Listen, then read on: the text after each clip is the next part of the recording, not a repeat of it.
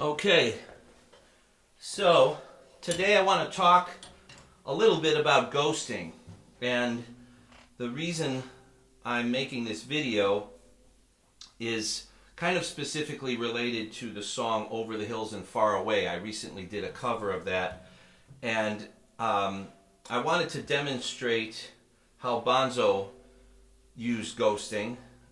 He pretty much utilized it on every beat that he played. There might be a handful, and I'm not thinking of them right now off the top of my head, but a handful of tunes that he didn't use it much. But I think by and large he's ghosting most of the time, and I think that that's mainly because of the influences that he had. A lot of the great R&B and soul drummers and rock and roll drummers of the 60s and even before the 50s, all those guys also utilize ghosting. So what is ghosting? Ghosting is basically playing light strokes on the snare or other drums as well. You can actually kind of play ghost notes on the bass drum, but they're like sort of like in between notes. They're in between the primary accents, or the 2 and 4 on the backbeat, or the 1 and 3 depending on what you're playing.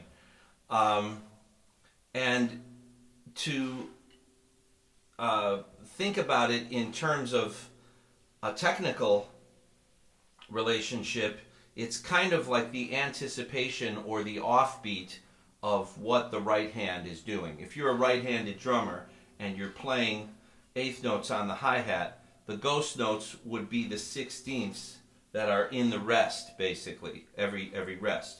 So for example, let's say these are the eighth notes on the hi-hat of a beat. Then the ghost notes are going to be the ands, the upbeats of those eighth notes.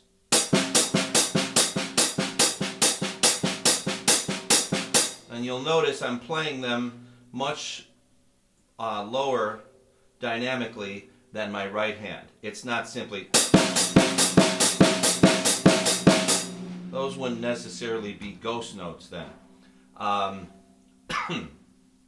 So, with that in mind, one way that you can practice getting a feel for ghosting is simply to do that. Just simply play 16th notes with the right hand on the hi-hat, left hand on the snare, and the left hand at about a pianissimo, right hand at about a mezzo forte or forte, or however you want to think of it. You could think of it in terms of loud and soft, like this.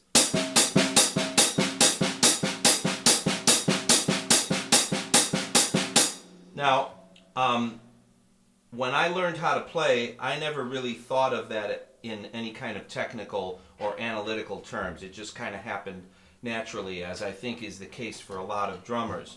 I don't know if it's partly through osmosis of just listening to so much music where the ghosting is a part of it, and then you kind of like hear and feel that your left hand should be doing something in those spaces. Some of it is seeing footage of drummers play. There wasn't a lot of footage of John Bonham when I was, a kid learning how to play in the early 80s. There was The Song Remains the Same, and you had to go to a movie theater to see it. But I tried to take in and remember as much of that visually as I could. And I did notice his left hand moving even when you don't hear a backbeat. But a lot of the process is sort of like a natural reaction or response to what is happening with your right hand. It's kind of like you're playing off of the right hand. So I'm going to play a very simple groove. This is kind of like a Steve Jordan type thing. I've seen him do this, where you play a very straight groove, but there's a lot of ghosting, which adds a lot of character. It adds a lot of kind of funkiness and a nice feel.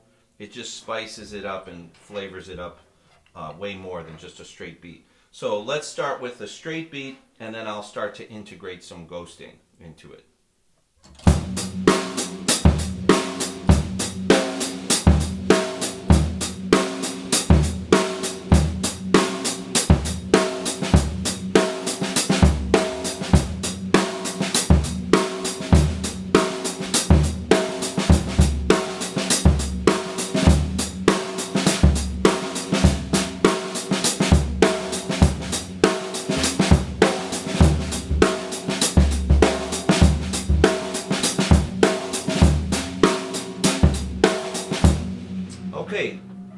So right there, there's quite a bit of variety in the ghosting that I was doing. Some of it is off of the eighth notes, this kind of thing.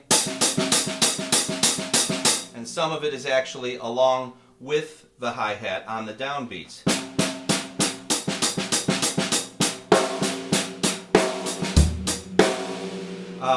Also, you can add little drags, which aren't necessarily, so there's a couple things you can add for character. A drag like this, where you just kind of simply let the stick drop and drag into the drum, leading into the bass drum. Or you can also subdivide that into triplets, which would be basically the second and third notes of a triplet. So a rest followed by two triplets, so a duplet like this.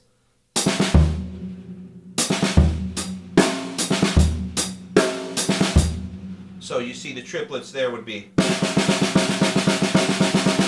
so you're playing just two of those triplet notes, and the hi-hat is basically playing the first of those triplets like this.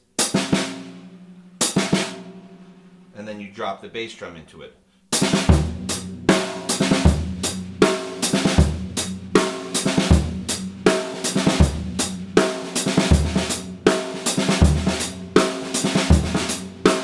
That's actually a very good exercise to also work on developing your strength and endurance and control of your left hand for ghosting. You could simply play this exercise. You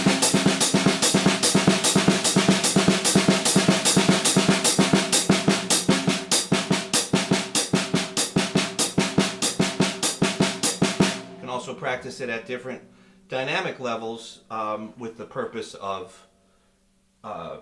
strengthening that left hand.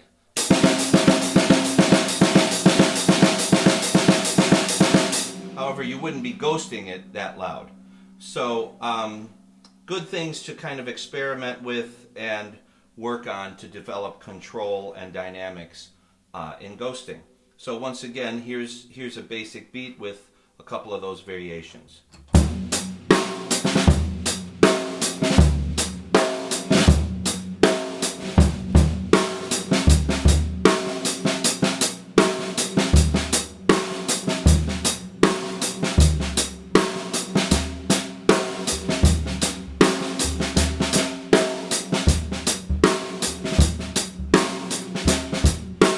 Now you'll often hear great funk and soul drummers like Al Jackson, Clyde Stubblefield, Bernard Purdie. They'll play a ghost note into the backbeat like this.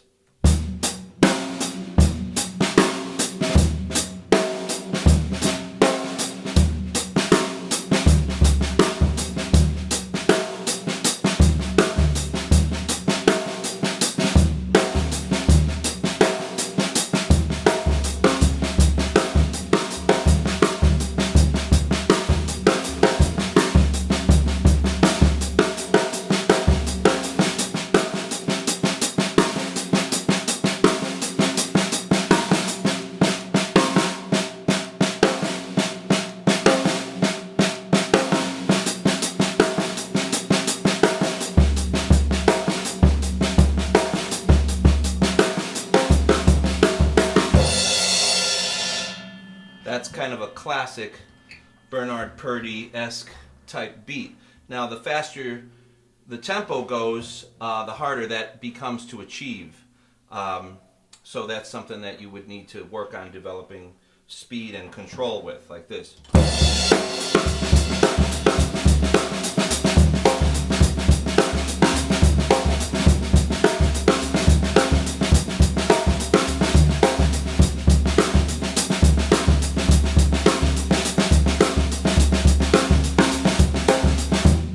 Classic Clyde Stubblefield or Jabbo Starks from James Brown's band. And those guys, I think, really had a big influence on Bonzo. I also think that a lot of these things Bonzo came to somewhat naturally or innately because he had an innate obviously he almost had a genius level, innate level of groove, sense for feel, sense for sound.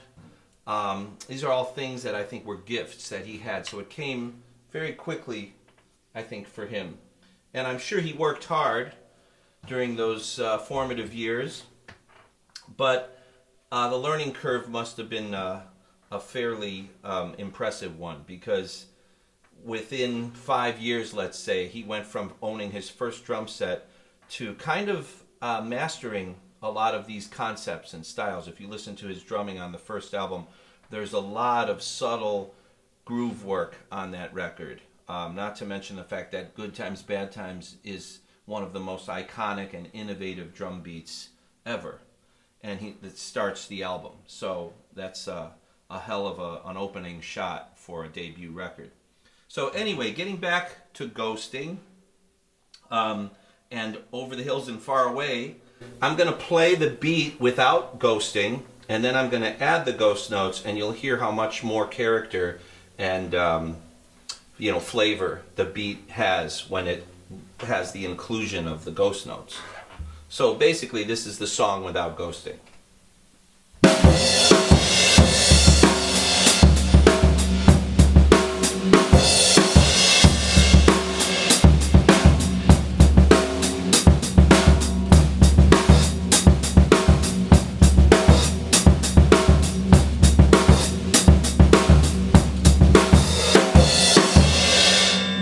Okay, now I'm going to play it with the ghosting.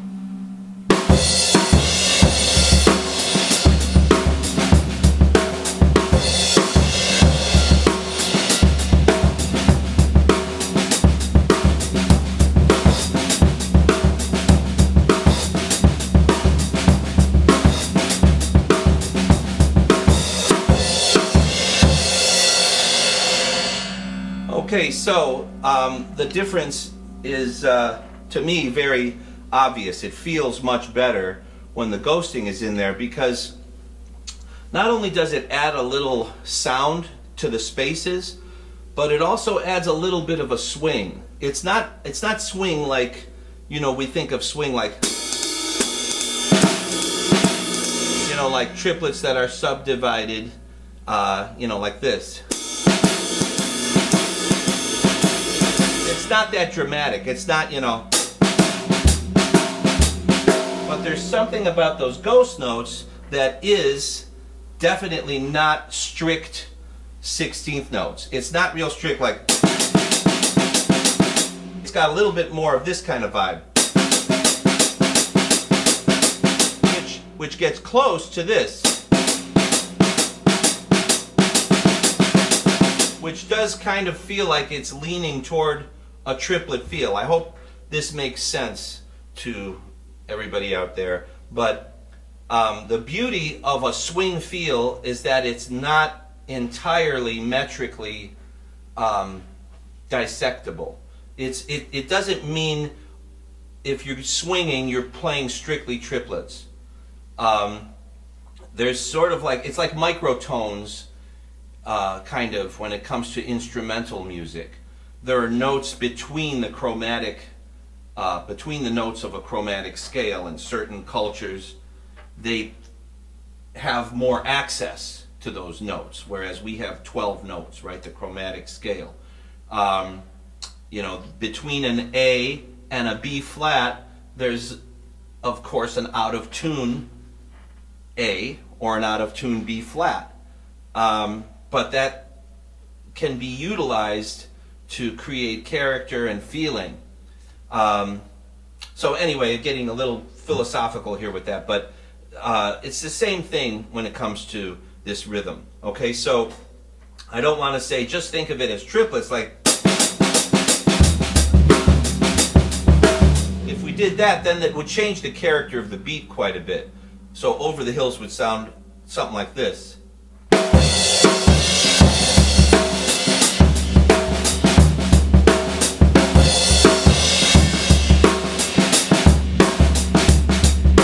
It gives it a totally different flavor. It's got like a... And it's close to that. I think it's actually closer to that, what Bonzo was playing, then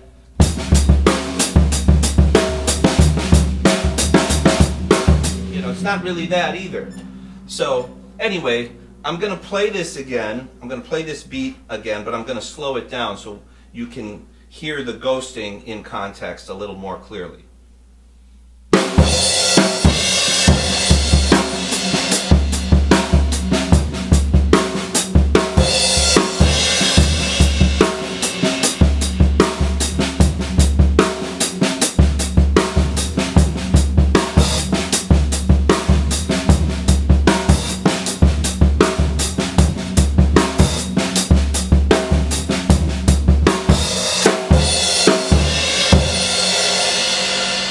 Okay, so I love that song. I think that song is kind of like the perfect example of why Zeppelin were such a great band. Compositionally, in terms of the interaction between the bass and the drums, the way the groove is set up, everything about it just seems to be like a perfect little microcosm of what was great about Zeppelin. There's a slightly swinging feel to the beat. There's Jimmy's incredible production with the layering of all the guitars. And another thing I just want to say more about that is the figure that John Paul Jones plays during the guitar solo. Doom doom doom doom doom doom doom. Dun, dun, dun, dun, dun, dun, dun. That's totally, to me, like a Kool and the Gang kind of groove. You know, this thing. Now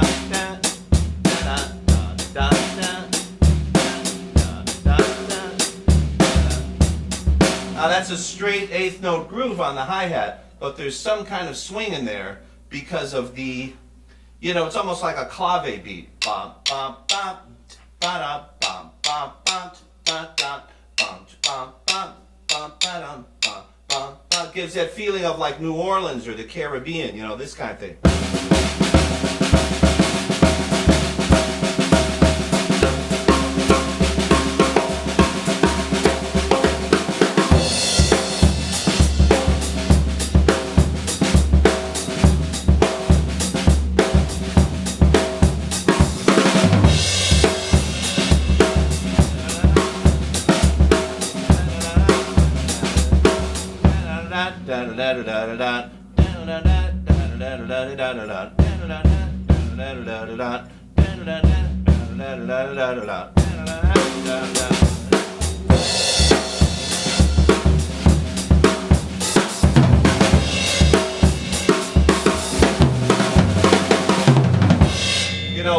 Live, Bonham would really hot that up. He would play a lot of really big, dramatic fills, and most of them were swinging type fills. They weren't real eighth notey. They were definitely coming out of a triplet kind of feeling and sensibility. And Jones would play a lot more busily on that song.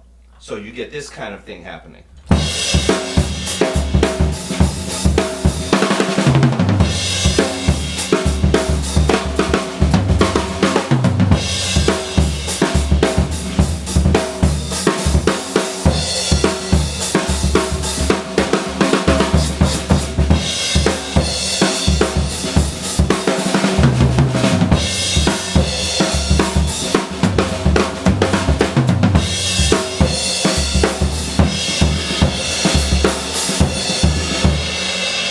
Okay, now right there, I just want to describe that. When they come out of the guitar solo, there's generally this lick, big kind of power phrase that Jimmy plays that's based off of that rhythm of boom, boom, boom. And he plays dan don dan, dan don dan, and Bonham plays those, and he's ghosting in between, like he always does, kind of like on Nobody's Fault But Mine also, when you think of...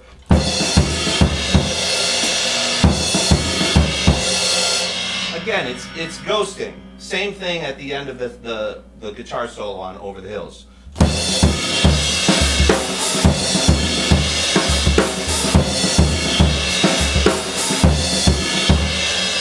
This is also the same thing. I just realized now that he plays on Heartbreaker when the phrase, changes time signature. But from her eyes, a different smile like that of one who knows.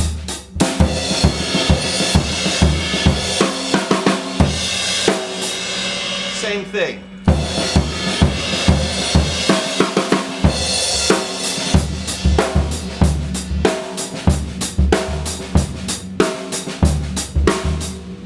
That's another beat we can look at for ghosting. It's the same principle.